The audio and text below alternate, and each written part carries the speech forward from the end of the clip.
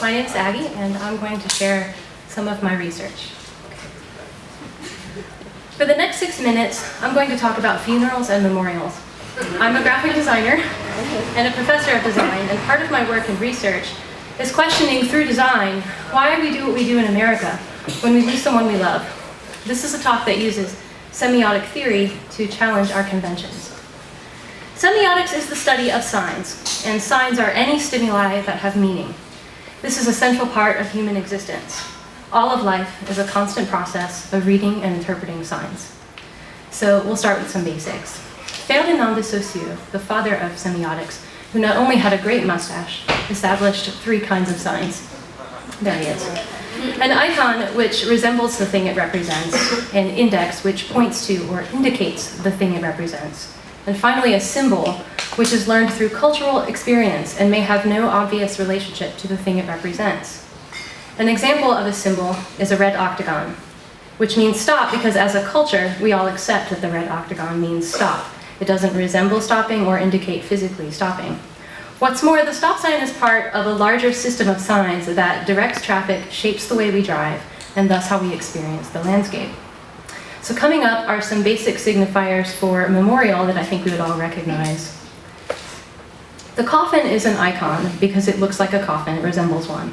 But it's also a symbol because we don't use coffins in the United States.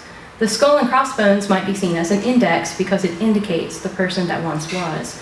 And the RIP is a symbol because it is culturally learned that it stands for rest in peace, which is also a culturally constructed concept. Systems of signs are codes. As I mentioned, our system of traffic signals is a code. But so are rituals, and so is language. Languages are inherently symbolic, since words must be culturally accepted to have meaning. But we can also think of language as official and unofficial messages.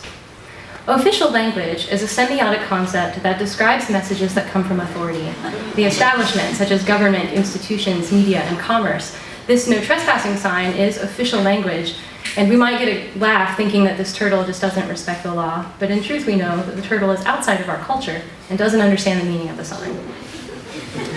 So when I say funeral, some images probably come to mind. Many of you might think of similar objects and experiences. And these are stimuli with meaning, and thus signs. There is a code, a language for memorialization that establishes our conventions, and this is the official language of memorial. I'm going faster than I thought. I imagine that most of you would think of a casket or an urn. You may have imagined a funeral home or the kinds of floral arrangements seen in this slide. Anthropologists Peter Metcalf and Richard Huntington discovered that almost all Americans, regardless of socioeconomic or religious background, engage in similar funeral rituals. This is partly because our rituals are tightly constructed by a web of influential cultural forces. Various kinds of institutions work together to deliver services that may make things easier at a difficult time, but they also shape our concept of what is proper and expected. Official language is perpetuated by a semiotic concept called myth. A myth, which is not necessarily untrue, is a sacred narrative. It's a story that we as a culture subscribe to explain why we do things. There are many myths associated with funerals and memorials in the United States. One of them is the idea of the proper burial, which implies luxury. And interestingly, the word casket was once used to describe a box that held jewelry. And if you look at it, you can kind of imagine a diamond necklace laying in there. Another myth is that a deceased person's body is impure or unhygienic, and that a deceased person should appear to be at peace for those left living. The funeral industry calls this the memory picture. And it's why so many Americans purchase embalming services. We're one of the only countries in the world where this is a common practice. This touches on another concept called spectacle. A theorist named Guy Debord defined spectacle as a mediation of lived experience through glaring superficial manifestation.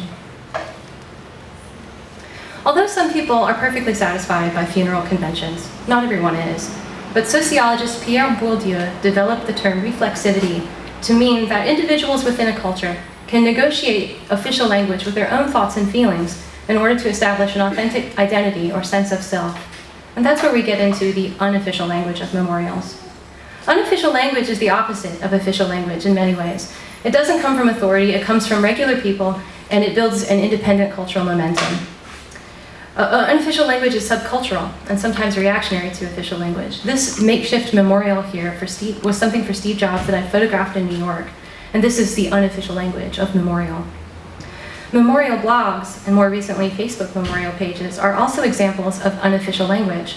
In the internet age, major newspapers and media centers have lost some of their authority to the expressions of the individual, and a memorial blog, this one here, has been lovingly maintained by a couple that lost their daughter in a car accident. Another example is a roadside memorial, and this, I think, is what a semiotician might call a paradigm shift, because roadside memorials mark the site of a death, while a grave marks a resting place. And a makeshift memorial, which can be somewhat randomly placed, often marks a site where a person frequented while living. So context shapes the way we read and interpret signs, which is why these fascinate me. I've noticed these memorial vehicle decals a lot lately. And I find this to be an interesting middle space between an unofficial sentiment produced by official means. Here, any vehicle can become a memorial object, and driving can be a memorial experience. So it's worth saying at this point that my talk isn't a critique of capitalism necessarily, because products and services can be beneficial. But why do unofficial forms of memorial exist? Perhaps official agents can learn from unofficial agents. For many generations, people in America prepared their own dead for burial. And about 100 years ago, we began leaving all that to professionals.